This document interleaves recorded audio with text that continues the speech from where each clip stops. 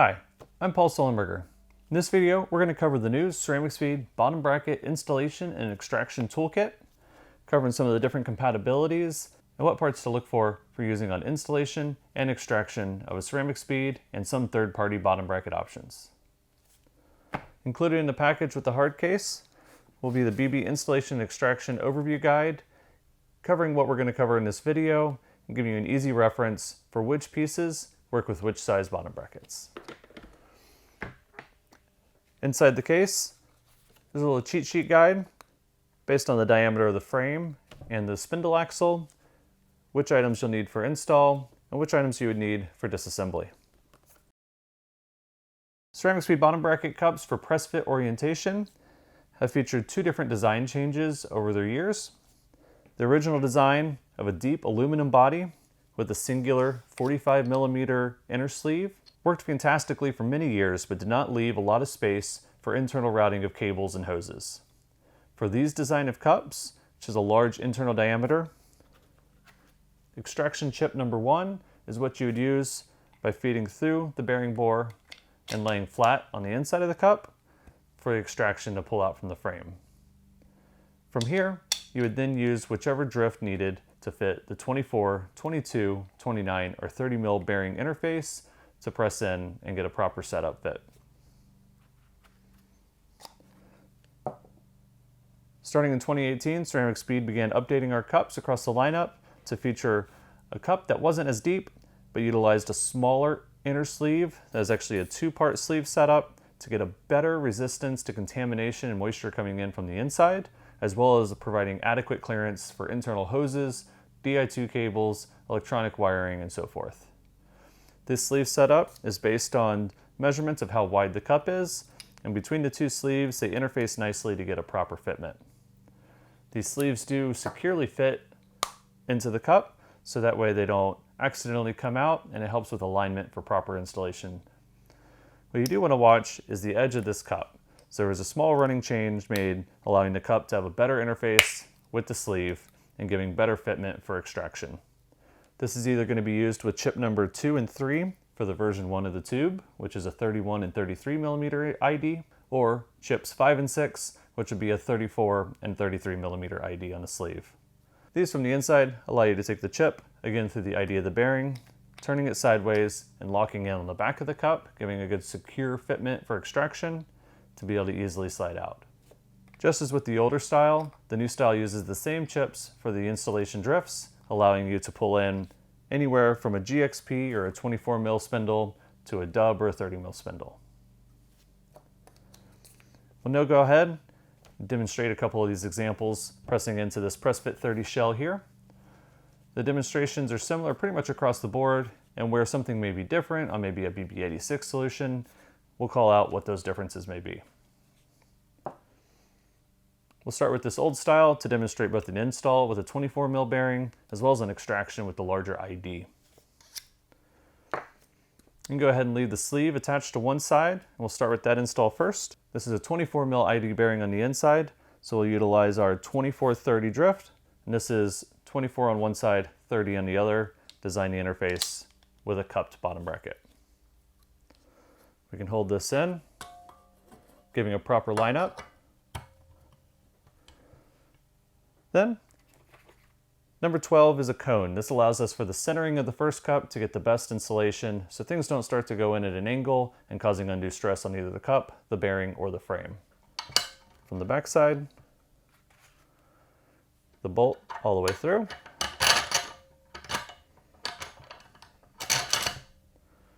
And then number 16, the BB tool head itself. If desired, you can go ahead and utilize an additional drift to take up some of the extra space and just expedite the installation process. The threaded bolt and the drift should all stay stationary, as there's actually an included CeramicSpeed bearing inside the tool head hidden within to allow smooth, friction-free installation, making the whole process go much easier and allowing it to virtually be free of any additional leverage or tools needed. We do include an 8mm Allen key for the main bolt. If you do have an exceptionally tight frame, they need a little additional leverage with. We'll now set aside the cone, as you want to use the 2 matching drifts for this setup, marked number 10, for the final installation of the second cup. And we like to take careful note of where the CeramicSpeed label is on the cup to make sure everything aligns and looks good for the rider. We'll take each drift with the 24mm face first.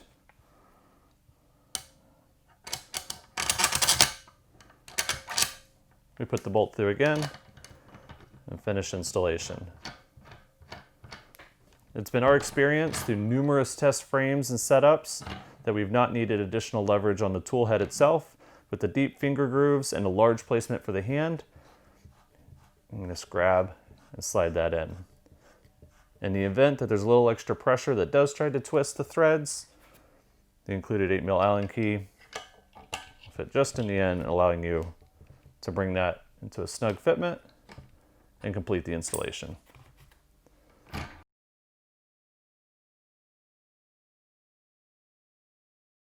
We'll now go ahead and we'll demonstrate the extraction of one of the classic style CeramicSpeed press fit bottom bracket cups.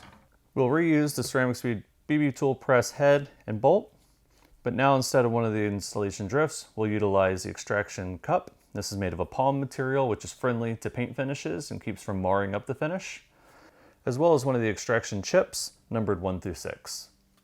The extraction cups are a 41, 46, or a 46mm oversized extraction cup designed for BB86, Press Fit 30, or Press Fit 30 series from third-party manufacturers, allowing a proper fitment just over the OD of the cup.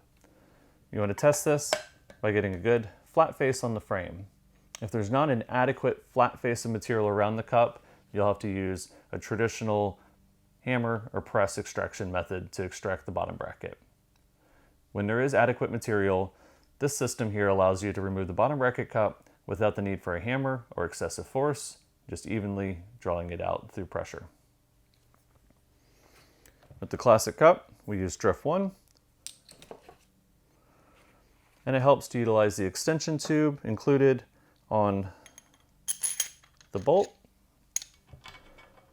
It goes through sideways, and just inside you go ahead and stand it up on the back side of the cup.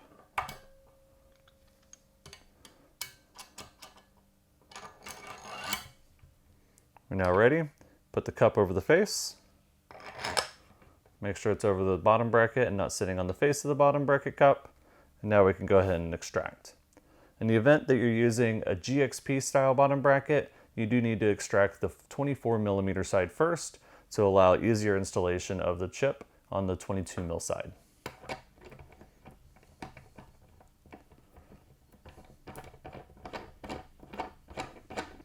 With this cup design, once the BB cup is free, everything slides right out, nothing hitting the floor, and no big messes going on.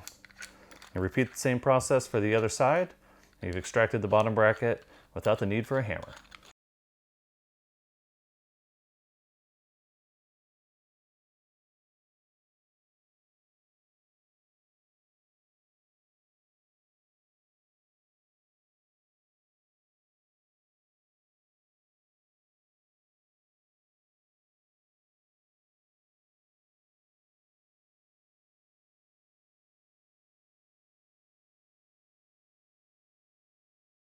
We'll now demonstrate the installation and extraction.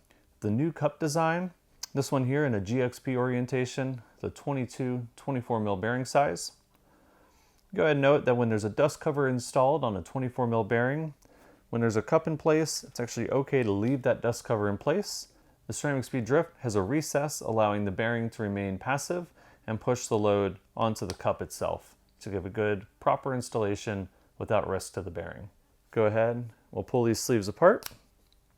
We're going to install the drive side, the 24mm side first, and then go ahead and install the 22. Again, this will be drift number 10, 24mm bearing in a cup. We'll use the cone on the back side. Taking special care to line the face of the bearing and pressing it all together.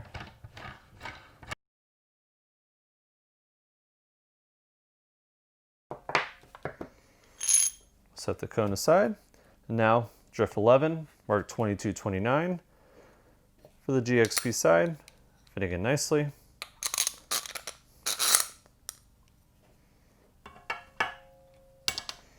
When you bring it together, the inner sleeve will line up, getting everything engaged properly, bringing until the cup touches the frame, and now we're ready to thread on.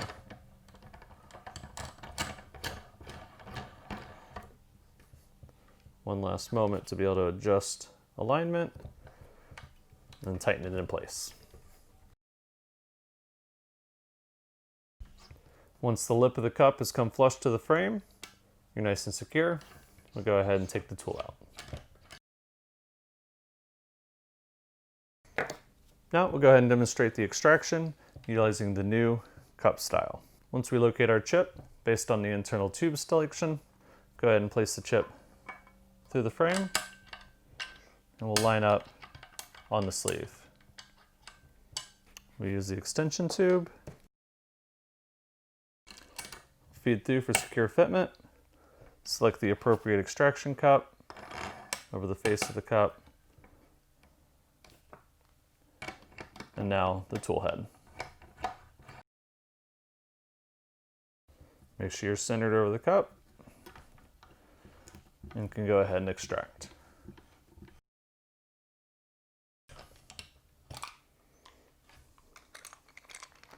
Now we can disassemble the tool and extract the other side. Now we can feel inside, and from the tube to the alloy, if you feel no lip, then this is a version 1.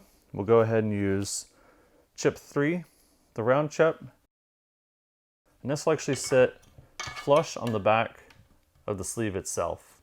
Get a good secure fitment. There's a lip on the chip, and we'll extract using direct load against that face. We won't use the extraction sleeve.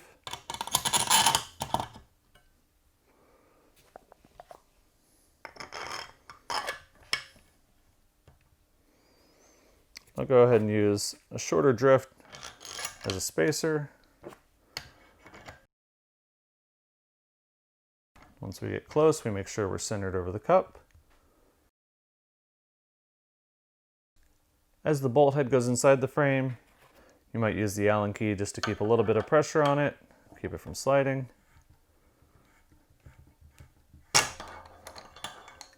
We're now free from the frame and out of the bike.